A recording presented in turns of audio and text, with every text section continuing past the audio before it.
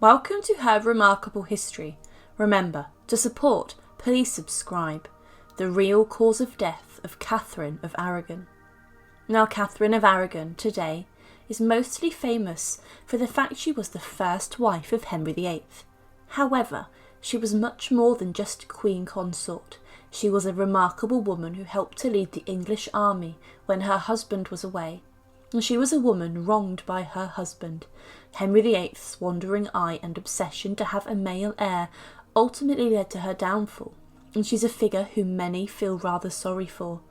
After Catherine's death, the people of England were plunged into a mourning for the woman they deemed to be the rightful queen and legitimate queen, and she was greatly respected by the population. Today we look at the real cause of death of Catherine of Aragon. Remember, to support our channel, please subscribe. Throughout her life, Catherine of Aragon was a well-respected and revered member of the Tudor aristocracy.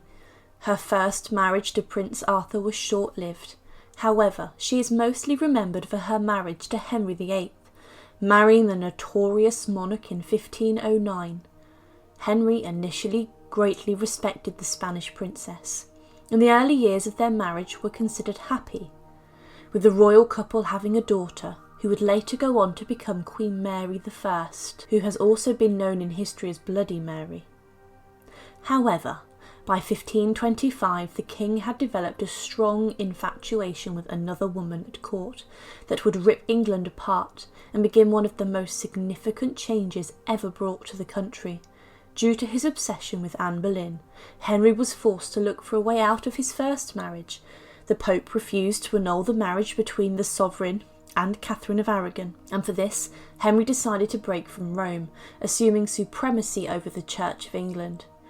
With this, in 1533, it was then declared that the marriage between Catherine and Henry was invalid, with it being declared unlawful, as Catherine had previously been married to Henry's brother. Now, before the king's second marriage to Anne Boleyn, Catherine lived in many different palaces where she lived out the rest of her life. She regularly referred to herself as England's only rightful queen, and her servants continued to call her this.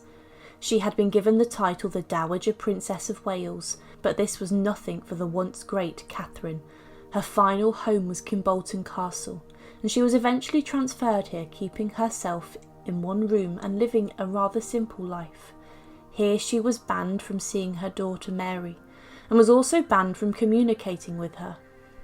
In December of 1535, Catherine made her will, realising that her death was soon on the horizon, and she wrote to her ex-husband the king one final time.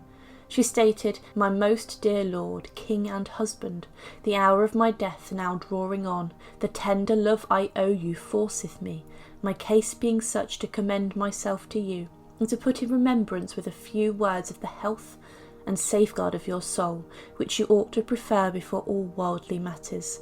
For the rest I commend unto you our daughter Mary, beseeching you to be a good father unto her.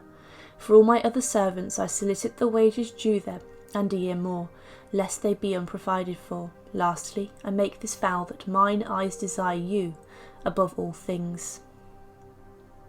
On the 13th of December 1535, Eustace Chapuis wrote that Catherine had recovered and is now well. But then on the 29th of December, Catherine's doctor sent an urgent message to Chapuis alerting him to the fact that she had a serious relapse and that he should immediately seek permission from the king to visit Catherine at Kimbolton Castle, and Chapuis did not waste any time. Henry gave Chapuis permission, but did not give Mary, Catherine's daughter, permission. Mary was not allowed to see her mother on her deathbed. You see, Catherine and Mary had such a close bond in Mary's early years, but Catherine was forced to spend her final days without the company of the one she loved most. But Catherine did get a small release, for her best friend Maria de Salinas had gone to great lengths to be by her side. She had disguised herself and had fabricated a story about having fallen off a horse and claimed to be in desperate need of a place in which to recover. The charade seemed to work because the steward allowed her in, and then she proceeded directly to Catherine's chamber. Eustace Chapuis then arrived to see Catherine, but by this point she was very ill and had great difficulty in sitting up, and she hadn't eaten or slept in days, complaining of a terrible pain in her stomach. Another sad point is that whilst Catherine was on her deathbed, Henry VIII insisted there were several witnesses present to the conversations held between Catherine and Eustace Chapuis. This was to ensure there was no plots made against him. Eustace Chapuis then visited Catherine every afternoon for the next 4 days. Initially it seemed that Catherine's health was improving. She was now able to hold down her food, and then on the 4th day Chapuis felt it was safe for him to return to London. But then, on the 6th of January, things took a turn for the worse, and Catherine's condition deteriorated. There is a letter that Catherine wrote to Henry VIII, and this is what she penned: "My most dear lord, king and husband, the hour of my death now approaching, I cannot choose but, out of the love I bear you, to advise you of your soul's health, which you ought to prefer before all considerations of the world or flesh whatsoever, for which yet you have cast me into many calamities, and yourself into many troubles, but I forgive you all, and pray God to do so likewise. For the rest I commend unto you Mary our daughter, beseeching you to be a good father to her. I must entreat you to also look after my maids, and give them a marriage which is not much, there being but 3, and to all my other servants a year's pay beside their due, lest otherwise they should go unprovided for until they find new employment. Lastly, I want only one true thing, to make this vow, that, in this life, mine eyes desire you alone. May God protect you." Death now had a firm grip upon Catherine, and the Bishop of Landulph administered extreme unction. Prayer had been Catherine's companion all her life, and now in her final moments it was her only consolation. And then, on the 7th of January, at approximately 2 o'clock, Catherine of Aragon's soul departed this earth, and she left all of her troubles behind. The once Spanish queen had now died, and sadly, Henry's court was now celebrating. Eric Ives claimed that the news of Catherine's death was greeted at the court by an outburst of relief and enthusiasm for the Boleyn marriage. And this seems rather plausible, considering that Queen Anne Boleyn was pregnant with the heir to the Tudor throne.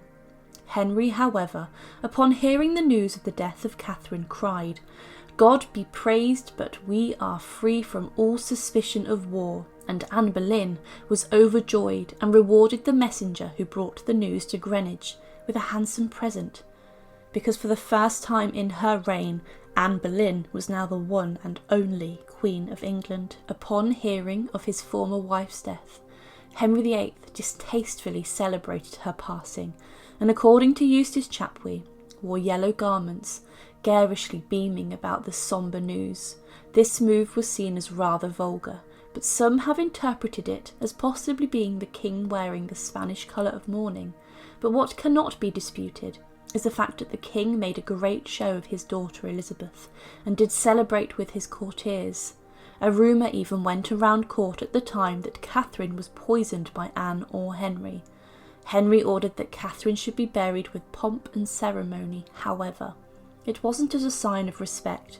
He deemed she should be buried as a dowager princess, making the point that he regarded that she was never legally his wife. It's considered today that the black growth that was found on Catherine's heart was cancer.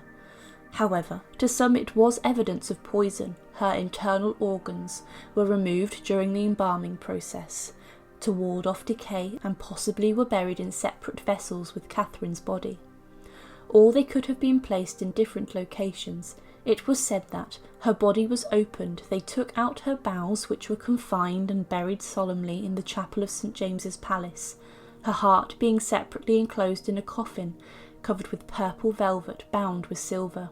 This was common at the time, people's internal organs being buried in different places. For example, the heart being placed in a different place to the body.